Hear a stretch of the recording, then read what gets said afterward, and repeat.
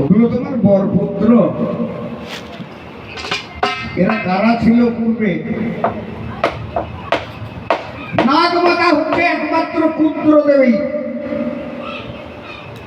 কশ্যপের স্ত্রী।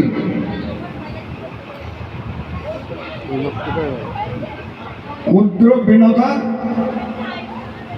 দ্বিতীয় অদিতি। তা দ্বিতীয়ের গর্ভে হলো দত্তগণ,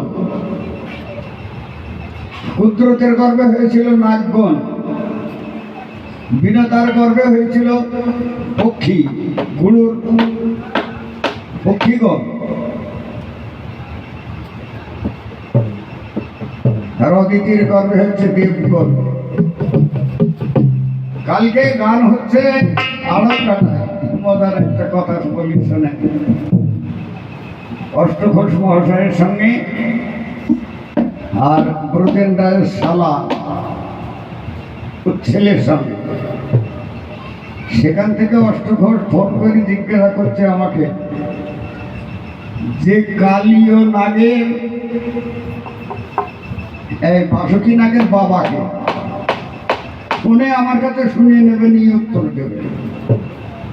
ওই অষ্টঘোষ সেটা 8-10 জন ছেলে যেহেতু আমার কাছে গান শিখতে আর যায় না। আমার ঢুলিটা বলছে আজকে বলবো না, কালকে বলবো, আজকে তো প্রশ্ন করেছে, আজকে ওর জবাব ঠিক না বলিয়ে দিই। এই হারাম দাদা বলতে দিলাম, আরে তোর এটুকু স্মরণ নেই যে কশ্যপ হচ্ছে বাসুকির বাবা, যেহেতু পুত্রের গর্ভে জন্ম, নাগমাতা ঝাপান গায়ে কি বলবো সব কাহকে, যা মহাভারতের সামান্য কথা প্রশ্ন করলে বলতে পারছে না। তো মহাভারত যা গো, সে তারা যা করেছে করেন, তা তুমি ভালোই বলছো। কশ্যপ মহা ঋষি শ্রবণকুণ্ডল চুরি করেছিল, 8 বছর চুরি করে নিয়ে গিয়েছিল কোথায়? ক্ষমা বলেছে নাকি? এই জন্য বললাম মোটা ছাটা ছিল না। সেই আমরা আসল ছেড়ে দেওয়ার পর থেকে ভগর ভগর ভগর ভগর করেই যাচ্ছে, আসল কথায় ওর মুসল নেই। পাতালে নিয়ে গিয়েছিল, ওই মনি নখত ঘাটে খুঁড়তে খুঁড়তে পাতালে গিয়েছিল, তাই অভিশাপ করেছিল যে আমাকে যখন পাতালে নিয়ে আসলি তোদের এই 8 জনের এক গর্ভে জন্ম হবে। তাই মনসার কাছে বিনয় করেছিল, তাহলে আমি আমার গর্ভে 8টা সন্তান কি করে ধারণ করব? হ্যাঁ, তোরা এক কাজ করিস, একসঙ্গেই ধারণ করিস, তবে দড়ার মতন হয়ে থাকিস। এও তো তোমার সামান্য কথা। আবার বড় বড় লেকচার দিচ্ছে কেন? ওরে আমার পণ্ডিত রে,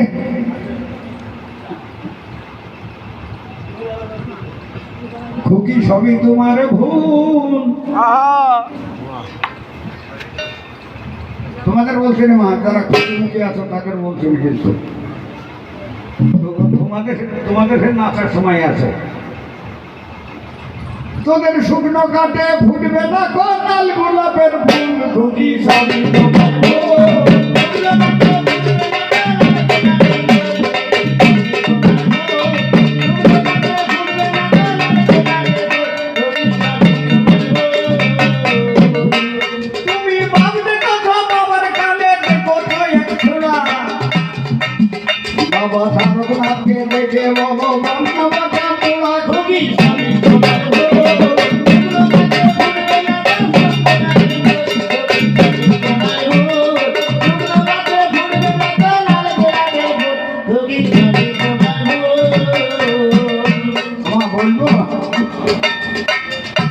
এরা কচুর পাতা দেখে বলে তার মানদেশের ছাতি, আর শুয়ারের ফল দেখে বলে নেপাল দেশের হাতি। খুকি